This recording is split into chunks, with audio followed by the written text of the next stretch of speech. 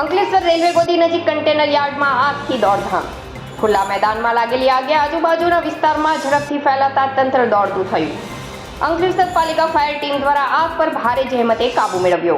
ઝાડી ઝાંખરા અને સૂકા વિસ્તારમાં આગ લાગતા વધુ ઝડપથી ફેલાઈ.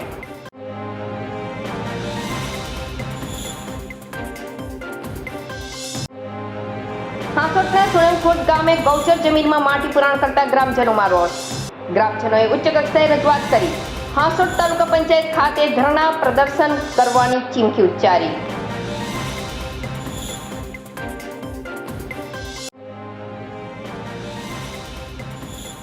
શેરડીના ઉભા પાકને ડુક્કર દ્વારા મોટા પ્રમાણમાં નુકસાન કરવામાં આવતા માર્ગદર્શન શિબિર યોજાઈ.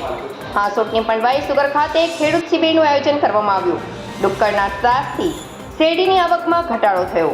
પંડવાઈ સુગર પિલાણ ક્ષમતા પર અસર પડતા નુકસાન. નવસારી કૃષિ યુનિવર્સિટીના અનુભવી તજજ્ઞોએ સભાસદ ખેડૂતોને માર્ગદર્શન આપ્યું.